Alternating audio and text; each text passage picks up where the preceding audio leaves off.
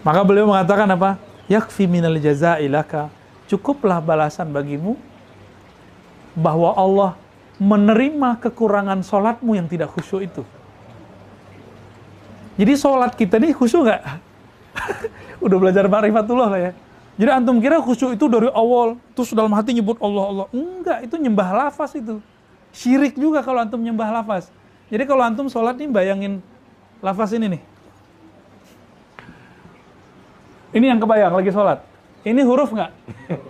Makhluk ini, syirik kalau antum bayangin itu. Yang disembah yang punya nama ini.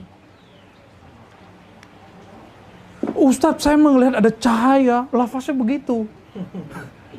Lah itu cahaya nama yang nempel di kolbumu. Jadi kolbu kita ini ketika tembus nama Allah, itu bergeser kayak dua batu. Ces. Maka ada itu yang syawarikul anwar. Terbitlah cahaya. Cuma karena dia syawarik, syuruk itu setiap saat atau cuma di jam tertentu? Jam tertentu aja. Jadi kalau zikir, kenapa enaknya cuma kadang di depan, tengahnya udah enggak, akhirnya enggak jelas? Ya kadang-kadang begitu. Kemarin enak banget kok, sekarang biasa aja. Ya itu, namanya syuruk. Kadang dia terbit, kadang enggak. Suka-suka Allah yang punya nama. Ya kan? Maka orang-orang yang sudah bermakrifat sebelum zikir, dia sudah wusul sebelum menyebut. Gitu. Itu sebabnya di majelis Maulana Abati, kenal dulu baru sebut, kenal dulu baru bisa ingat. Nah, untuk mengenal, aneh kalau kenalan nih, pertama, namanya siapa? Jangan begitu, biasa aja. Namanya siapa mas? Gitu kan? Ya nggak? Nah, Allah itu basa-basi sama kita. Kamu tahu nggak namaku siapa? Hal ta'lamu lahu samiyya. Walillahil asma'ul husna. Jadi Allah itu mesra sekali sama kita, akrab sekali. Allah malah yang nanya. Ya kan? Baik. Jadi teman-teman yang melakukan Allah, karena mengenal itu harus dimulai dari nama, maka awal ma'rifat adalah ma'rifatul asma. Mengenal nama Allah Subhanahu wa ta'ala. Akhirnya pun mengenal yang punya nama. Yang punya nama bisa jadi namanya lebih banyak lagi. Coba nama Bang Dik doang, ternyata nama kecilnya Rizky itu. Di rumah dipanggil apa? Entong. Om Ganteng. Aduh. Enggak, waktu di kampung, di rumah Mbak Bapak. Bengek. Bengek. Tuh, dia punya nama loh, Bengek. Kalau di sekolah dulu waktu Badung-Badung apa panggilnya apa? Woi. Woi. Tuh, itu panggilan semua. Kalau orang manggil woi, nyaut nggak? Nyaut. Nah, Allah itu dipanggil dengan semua bahasa, semua nama, semua lughat, semua lahjat. Allah itu bukan bahasa Arab murni loh. Dia bahasa lebih tua dari bahasa Arab. Masuk ke bahasa Suryani Ibrani, di bahasa Ibrani Elohim. Lafaz intinya ada di alif lam. Maka intinya ilmu ma'rifat itu kalau versi Maulana kan ada di alif kan. Kalau alif antara ada di bawah alif itu ada apa gitu. Nah, itu bagian beliau lah ya. Kita manas-manasin aja biar antum datang lagi malam Rabu kan. Karena aneh itu kulit-kulitnya doang. Nah, ntar beliau yang jeruan-jeruannya masuk kan. Lebih merinding-merinding lagi kan. Jadi orang kalau nanya ini ada kitabnya ke sini, ada kitabnya gitu. Karena kalau beliau kan kitabnya di kolbunya. Nah, Play Store langit itu ketika diinstal, itu masuknya ke kolbu. Kan saya menginstal nih, masuknya ke handphone kan? Mungkin nggak kita nginstal sesuatu tapi nggak ada emailnya. Harus ada nama email dulu kan? Itulah nama ruhani. Supaya ada, biar masuk ma'rifat tuh ada tempat masuknya. Antum harus kenal dulu nama ruhani. Maka nanti ada latihan dan itu wajib bisa berkoneksi dengan ruh kita sendiri. Nah, itu yang disebut man arafa nafsahu. Ya. Kalau di thariqat biasa yang formal itu man arafa nafsahu itu cukup dengan mengenal sifat-sifat, tabiat-tabiat. Itu baru arafa nafsiyah. Nafs yang zahir, belum nafs yang ruhiyah. Ya. Nah, kayaknya di situ ada pertanyaan tuh. Apa pertanyaannya? Assalamualaikum warahmatullahi wabarakatuh. Ya. Ya, luar biasa Bu ya. Sejak saya melihat YouTube Buya menjelaskan tentang nama tubuh ruh. Saya banyak bertanya kepada guru-guru saya. Beliau mengatakan, ini bukan materi umum. Jadi saya dianggap lancang dong. Ini adalah kerahasiaan. Masya Allah. Maka pertanyaan saya, ketika seorang ibu sudah dihembuskan ruh bayi di situ, apakah sudah ada namanya? Atau kita akan mencari nama itu setelah kita mencari keilahian, agar senantiasa tubuh jasad dengan tubuh ruh ini selaras gitu. Tapi pertanyaannya di surat Al-Fajr, hei jiwa-jiwa yang tenang, datanglah kepadaku. Jadi sebenarnya ini nama ruh atau nama jiwa. Lalu jiwa ini apa? Ruh ini apa? Buya, mohon izin Buya. Pertanyaannya kelas profesor deh. Wah, ya ndak. Baik, izin Syekh Mansur, nanti kalau kurang tolong ditambahin ya. Kalau mau pakai dalil atau langsung? Terserah. Tapi kan kita makhluk dalil ya, butuh dalil. Antum silakan cari surat Shot ayat 72. Nanti ketemu. Jadi di ayat sebelumnya Allah berfirman, sesungguhnya aku menciptakan bashar. Bashar itu tubuh ini. Tempatnya si nafsiyah. Tubuh ini bashar, sisi manusiawi. Aku ciptakan. Jadi Allah itu kasih kata kuncian yang sangat luar biasa. Kalau yang tubuh kasar ini Allah cipta, tapi giliran yang ditiupkan gak dicipta. Bahasanya tiupan. Boleh dong Kang dihapus? Diulang lagi yang terakhir. Inni khaliqun basharan min tin, gitu kalau nggak salah ayatnya. Itu di ayat 71-nya kalau nggak salah. Sesungguhnya aku menciptakan manusia, sisi manusiawinya itu dari tin, dari tanah, anasir tanah. Jadi kayak avatar, ada anasir tanah, anasir udara, anasir apa? Api. Nah, itu di tanah kan lengkap semuanya. Tanahnya macam-macam kan? Ada tanah yang kebakar, ada tin, ada masnun kan? Ada macam-macam istilah tanah di Quran ya. Ada tanah liat, ada tanah gosong. Itu ada tuh istilah tanah lumpur. Kalau yang korupsi itu tanah curian kali ya. Tanah sengketa.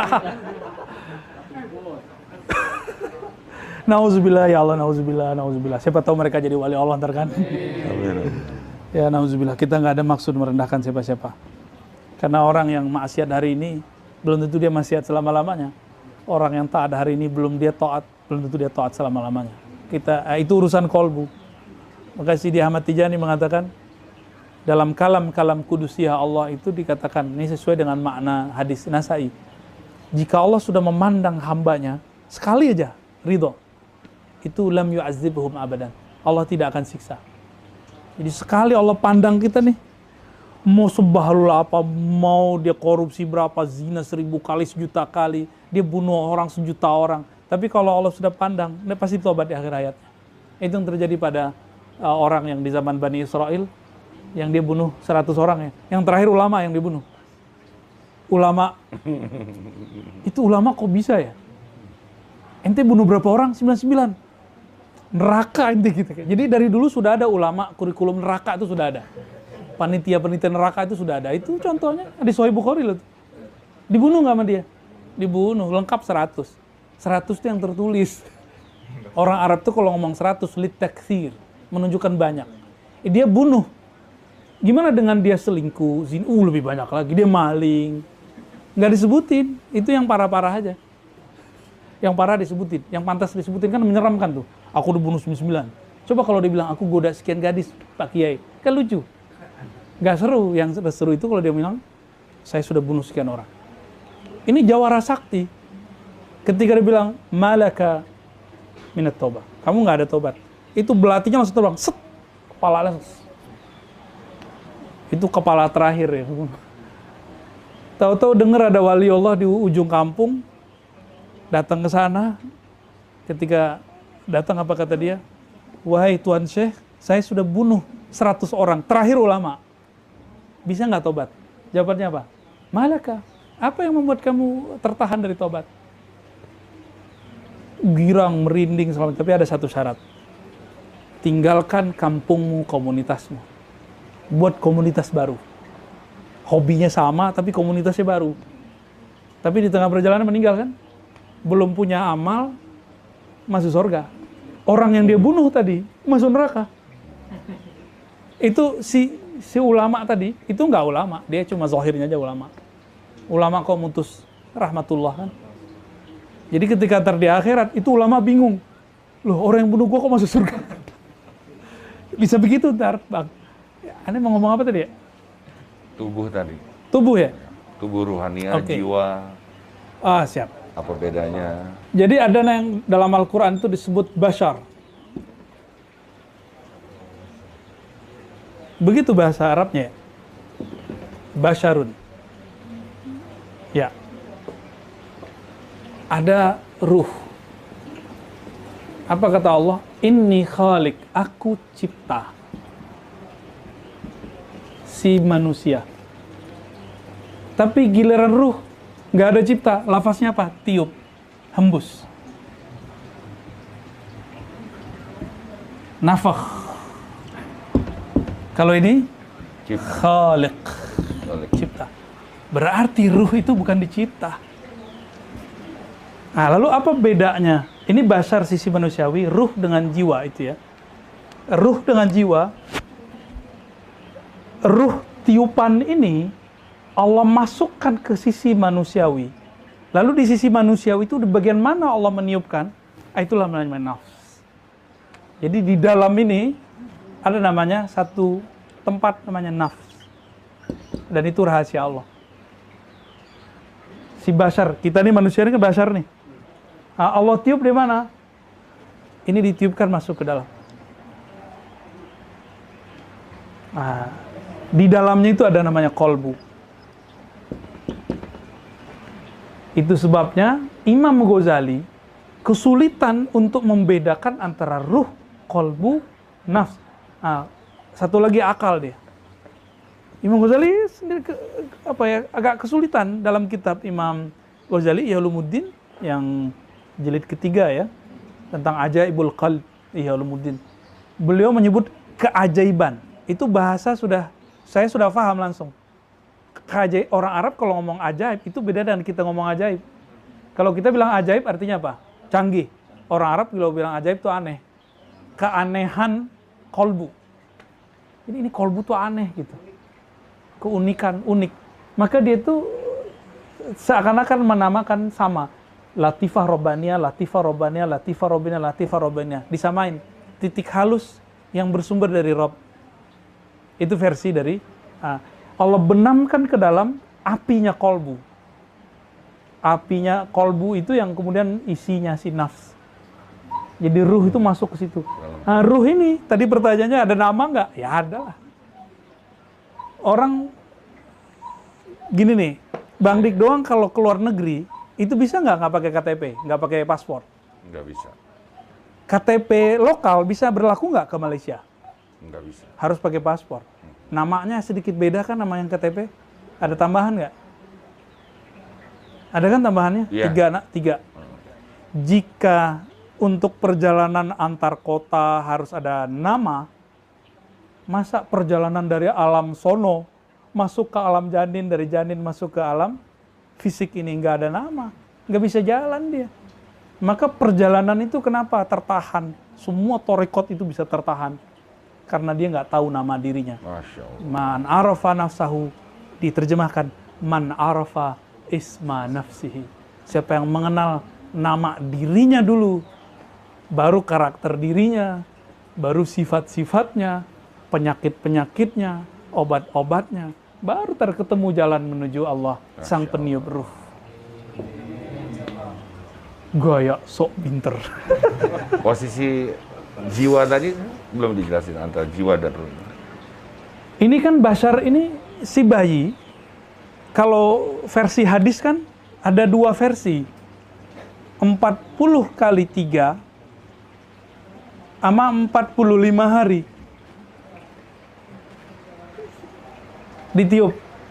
Berarti sebelum itu dari nutfah, dari sperma, S aja ya, sampai kemudian ditiup, saya tertarik pakai yang ini. 45 hari. Karena kita konfirmasi ke dokter-dokter kandungan, umur 28 sudah ada jantung, sudah ada otak, sudah ada paru, sudah ada semuanya. Umur berapa? 28 hari. 28. Kalau udah kawin ya. Cuma manusia mini kecil, bergerak sendiri. Ketika umur 40-an, kata beberapa dokter bidang ini, udah ada jurnalnya juga, itu terjadi integrasi, si jantung ini bergerak karena ada kaitan dengan otak ada kaitan dengan paru, terus itu satu integritas sama. Jadi dia terintegrasi. Ada koneksi semuanya. Barangkali kalau mau kita bahasakan secara kedokteran disebut terintegrasi. Kalau bahasa kita peniupan ruh.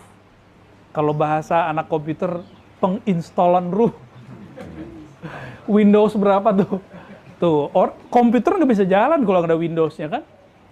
Ada penginstalan, ada nginstalin, ada barangnya.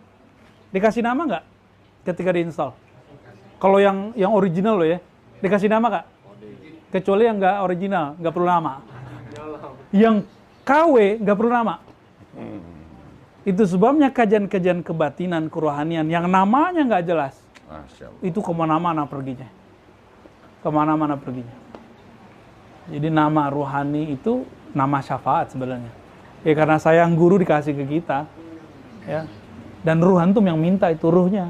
Kan dia mengalami, jadi ketika masuk itu perjalanan ibarat pesawat masuk ke bumi, goncang.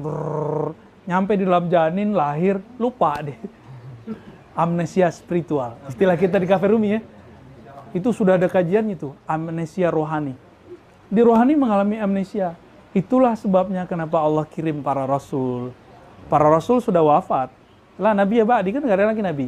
Itu sebabnya Nabiullah Khidir statusnya bukan Nabi secara manzilah nubuat. Tapi beliau Nabi. Kan debat nih Imam Qushairi dengan imam-imam yang lain. Kata imam yang lain, Nabi Khidir Nabi. Nah ini dipakai mazhabnya oleh Imam Nawawi, pengarang Arba'in. Supaya nanti orang nggak berpikir Nabi Musa itu belajarnya sama wali. Ntar orang mikir wali lebih tinggi dari Nabi. Ini kekhawatiran Imam Nawawi, wajar, ahli akidah, ahli hadis, ahli fikih. Imam Qushairi, ahli akidah yang sudah konversi, naik dia ke ilmu ma'rifah. Apa yang terjadi sama beliau? Beliau ngomong begini, sekarang Khidir itu wali. Saya lama mikir, gak ngerti-ngerti. Di sini saya baru paham. Ketemu Maulana Abati. Padahal hadis sudah kita hafal, gak ngerti-ngerti. La nabi ya ba'di, apa kata beliau? Tidak ada lagi nabi setelah aku. Maka semua nabi-nabi yang masih hidup, Nabi Idris kan masih hidup itu statusnya kalau turun ke bumi, statusnya wali. Jadi walaupun beliau ini pangkatnya 4, tapi jabatannya nggak ada. Gitu. Pangkatnya bintangnya 4 nih, tapi nggak ada jabatan. Kalaupun jadi pejabat, ntar nggak tahu deh gimana. Nanti Nabi Isa turun. Masih ingat nggak hadis Sahih Bukhari? Apa kata Nabi? Betapa hebatnya kalian. Isa Al-Masih Nabiullah turun, tapi imamnya sholat subuh dari kalian. Kalau kita beruntung nih, Bang Dik nih. Kalau aneh beruntung, antum beruntung, umur kita panjang. Nggak mati kena COVID. Nggak mati karena virus-virus segala macam. Insya Allah amin ya. Insya Allah kita akan menyaksikan itu. Nabi Isa turun di Menara Putih Baidho di Syam. Ketika masuk ke masjid, yang jadi imam dari kita, Al-Imam Al-Mahdi. Kenapa? Nabi Isa ngelihat di dalam dirinya Al-Mahdi itu, oh ada sesuatu lah. Itu kita kaji di waktu yang lain. Gak boleh sebut aneh. Kalau nama ruh sudah ada izinnya, boleh kaji. Kenapa boleh dikaji? Itu ada dalam kitab Gunyah. Kalau sudah ada di kitab ulama, masa masih dirahasiakan? Kalau sudah ada dalam kitab ulama, masa masih disebut konsumsi khusus? Apakah Syekh Abdul Qadir Jilani itu teledor ketika nulis bagian itu dalam kitab Gunyah? Itu kitab biasa, itu kitab panduan orang salik umum lah, semua tarekat standar lah. Jadi mohon maaf, saya tidak sepakat kalau ada orang bilang, ini ilmu rahasia. Iya, gak boleh disebar. Gak begitu. Ini harus disebarkan. Allah aja memperkenalkan namanya, masa nama antum nggak boleh? Emang antum siapa? Ya. Buya, kalau ada orang mati dia sebelum mengenal nama ruhnya, apa yang terjadi? Orang kalau meninggal sebelum mengenal dirinya, itu yang sebenarnya. Jadi kalau belum kenal nama, berarti dia belum kenal dirinya. Berarti dia ketika ditanya, man rabbuka, bingung dia jawab ntar. Kalau dia orang soleh, nanti ya amalnya yang akan bantu dia. Kalau amalnya nggak soleh. Jadi kenapa kita harus kenal diri sebelum wafat, sebelum mati? Supaya dapat syafaat ketika menjawab. Jadi gini, Bang Dik. Si basar, si tubuh fisik ini hanya mengenal yang fisik. Objeknya empirik. Kolbu hanya tahu kenangan. Kenangan nama. Akal hanya tahu yang rasional. Yang tahu Allah, ini nggak bisa. Akal mikirin Allah gila. Kolbu mikirin Allah langsung dia kemudian batil. Jadi kalau ada kolbu orang ngaku dia bilang, kolbu saya bisa ngelihat Allah, itu torikotnya torikot setan itu. Nggak ada, nggak mungkin. Nggak mungkin. Kolbu nggak bisa. Kolbu itu dalam Al-Quran, ala bizikrillah tatmainnul qulub. Nggak ada ayat kolbu bisa melihat Tuhan. Kalafasnya kolbu itu tempat nama. Jadi kalau disebut, telepon. Arozi, tolong dong, itu adik saya, tolong dimasukin, tolong diterima, dia butuh kerja. Karena dapat syafaat dari Bang Dik, saya terima nggak? Saya minta nama nggak? Kasih berkasnya sini dong. Berarti syafaat itu intinya apa? Mudah apa ya? Bukan. Pintu syafaat apa? Ma'rifat. Kenal. Jadi kalau kita nggak kenal dengan orang itu, kita nggak akan dapat syafaat. Itu yang disebut syafaatul uzma. Kalau hari ini kita nggak kenal nama Nabi, nggak bisa berkoneksi dengan Nabi, nggak kenal dengan nama Allah, terus dapat syafaat apa? Nah, itu sebablah ma'rifat itu kita bahas tadi, kaidahnya apa? Awalul ma'arif al-asma. Jadi awal ma'rifat itu adalah ma'rifatul asma. Awal ma'rifat itu adalah mengenal nama. Jadi kalau Rasul sudah kenal nama-nama kita, itu baru namanya syafaatul uzma. Oke, anggap Rasul kenal nama kita. Kita nggak kenal nama-nama kita gimana? Misalnya nih, namanya beliau apa? Abdurrahim Akmali. Dipanggil-panggil, misal anggap saya Rasul nih. Akmali. Bingung, nama saya Rizky, bukan Akmali. Ente salah orang. Ente kayaknya bukan Rasul deh. Bisa jadi begitu, tar. Ya. Masa Rasul salah nama aneh? Berarti nggak kasaf ente. Kan bisa begitu, ntar kan? Katanya Rasul ini diperjalankan ke langit, ke aras, bisa diperjalankan ke masa depan. Masa nama aneh aja nggak tahu? Jadi orang-orang yang ngotot bahwa nama KTP dia itu yang nama, ya sudahlah, dapat syafaat. Siapa apa ntar ya? Bingung kita mau jelasin. Ya, Pak. Jadi kalau nggak kenal di sini, orang akan mencarinya di alam barzakh. Dan itu ditulis oleh gurunya Syekh Nazim. Syekh Nazim itu berkalam ke muridnya. Kalam dari Syekh Abdullah Faiz Dagestani, mursyid Thariqah Naqsyabandiyah. Apa kata beliau? Orang yang tidak sempurna suluk ma'rifatnya waktu masih hidup, dia harus menyempurnakannya setelah masuk alam barzakh. Kalamnya kira-kira begitu yang beliau tangkap di zaman itu. Sama dengan kitab Habib Zain. Ya, Bahjatut Talibin, ya bin Smith ya Maulana ya. Apa kata beliau? Orang kalau nggak sempurna pengenalannya di dunia, maka dia harus menyempurnakan setelah mati. Dalilnya lainnya apa nih? Ini kan kalam ulama. Kita kan butuh dalil. Kan kita sekarang jadi haba dalil. Mana dalilnya? Udah kita kasih dalil. Ketika baginda Nabi SAW diperjalankan waktu Isra, beliau melihat Nabi Musa ngapain? Sholat. Itu sholat cari pahala apa cari marifat? Beliau mengatakan, marartu bi qabri Musa wa huwa yusalli fi qabri. Aku melewati Nabi Musa, kuburnya, dan dia lagi sholat dalam kuburnya. Hadis Bukhari. Itu sholat apa? Sholat mau naik manzilah. Dan kesempurnaan para nabi ketika mereka bisa sholat di belakang Nabi Muhammad SAW. Itu sebabnya 124.000 yang diceritakan beliau, itu sholat semua di belakang Nabi. Kalau versi ahli hadis nih ya, Nabi jadi imam. Terus ditunjukin cara gerakannya sama Jibril. Itu versi riwayat lah ya. Kalau versi hakikat enggak. Enggak begitu. Justru Jibril sempurnanya saat itu juga. Dapat kesempurnaan. Tinggal konfirmasi malam Rabu.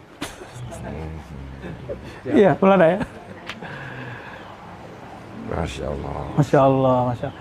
Jadi untuk debat syafaat, harus bermakrifat. Harus kenal diri kita. Jadi kalau kita dipanggil nih, dibuka nanti daftarnya. Daftar syafaat kubro, ada daftarnya. Abdurrahim Akmali. Dipelototin terus kan, kamu orangnya? Enggak, saya Rizky, saya dik doang. Kan gak bisa. Ke laut. Ah, ini nama si ruh ini. Beberapa masyaikh yang saya temui, itu mereka ketemu namanya depan-depan doang. Ternyata dari beliau betul. Beliau ngomong, biasanya wali-wali yang dapat di luar jalur Khidriyah, itu memang dapatnya depan-depannya Maulana. Paling sering dipanggilnya mereka cuma Maulana. Oh ternyata itu panggilan Jabarut ya Maulana. Pangkat Jabarut. Jadi dia dipanggil Maulana.